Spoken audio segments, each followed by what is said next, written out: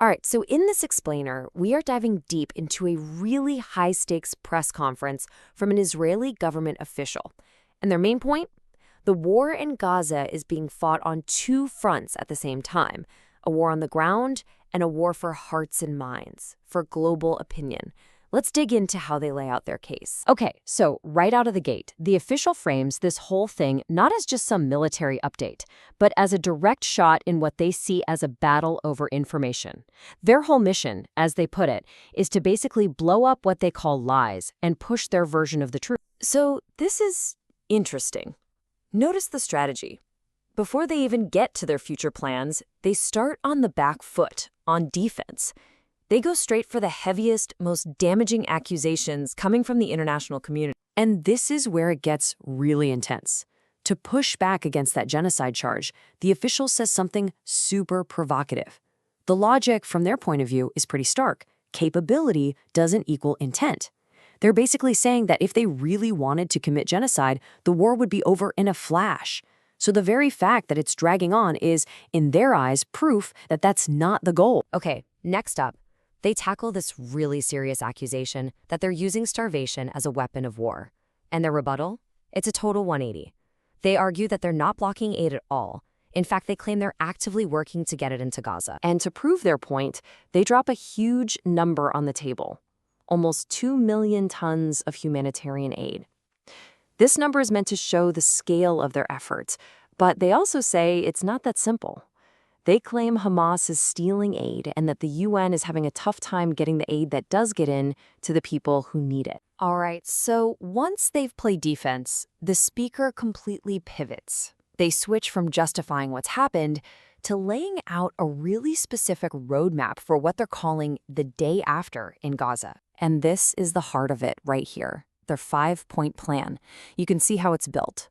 The first 3, it's all about taking Hamas out of the picture, disarming them, freeing the hostages, and demilitarizing the whole area. Then you get to the last 2, which are all about who's in charge next, a brand new civilian government, but, and this is a big but, with Israel keeping total security control for the foreseeable future. And here's the key part. They're very clear this new government will not be Hamas, but it also won't be the Palestinian Authority. Okay, so that's the end game they're proposing. But why keep the war going right now to achieve it?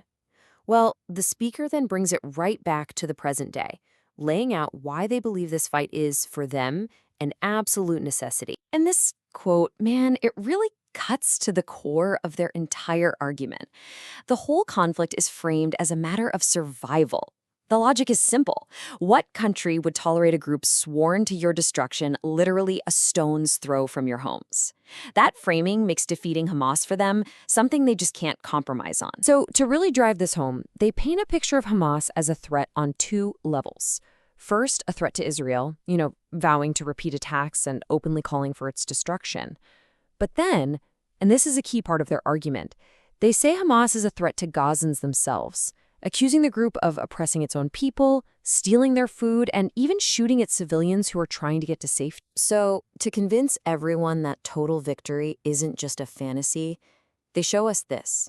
This is their take on the battlefield. The claim here is that the IDF controls about 75% of Gaza.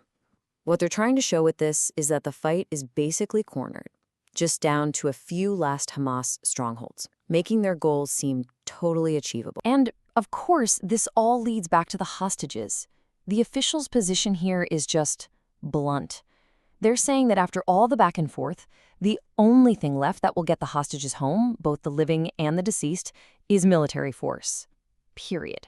The argument is that Hamas just won't give them up any other way. Okay, so now we circle all the way back to that second front we talked about at the beginning, the information war. And the speaker spends a lot of time on this, trying to knock down specific stories and images that have gone viral around the world. And listen, the language they use here is really, really strong. We're talking about a global campaign of lies, something they say is being powered by fake pictures and bad data from Hamas. To show just how seriously they're taking this, they even compare it to anti-Semitic blood libels from centuries ago. I mean, that's a heavy, heavy comparison. So, what are the actual examples they bring up? Well, they focus on 3 photos of children that were all over the place, presented as evidence of starvation.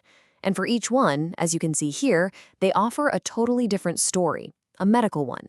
They claim these children's conditions weren't from hunger at all, but from pre-existing genetic or neurological health issues. And just to show this isn't all talk, they drop a bit of a bombshell. The official says they're actually looking into suing the New York Times for featuring one of these photos. You know, threatening to take a huge newspaper to court. That really tells you how high the stakes are in this fight over the narrative. And for the big finish, the speaker zooms way, way out. They argue that this whole war in Gaza isn't just about Gaza. It's actually a key move in a much larger chess game to completely change the power dynamics of the whole Middle East. And this is where you get some of the most jaw-dropping claims of the whole press conference. They start listing off these massive strategic wins that they say have happened during the war. I mean, look at this list. Hezbollah is down. Syria's President Assad has fallen. Iran's nuclear threat? Neutralized. They're not just talking about small wins, they're painting a picture of a region that's been fundamentally altered, securing Israel's future for generations. So after all of that, the info war, the 5-point plan, the regional strategy, it really all boils down to one single thing, doesn't it? The entire plan, every part of it, from the day after to getting the hostages back, it all hinges on one outcome, the complete and total defeat of Hamas. And that leaves us with the big hanging question. What happens if that one thing, the very foundation of their whole plan, turns out to be impossible?